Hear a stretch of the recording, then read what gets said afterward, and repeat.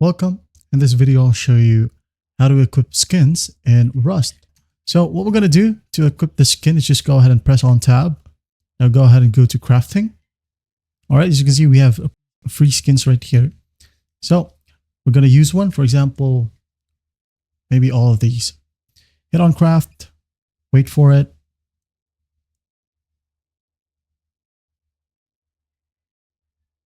All right, it's done. So what we're going to do is just go ahead over to our inventory. I'm going to equip the skin right here. Like that. So we have the shirt now.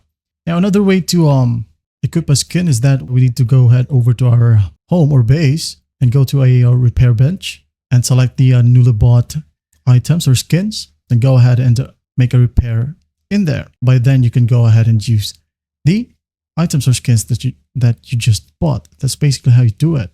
All right. Well, I hope this video helps, and I'll see you in the next one.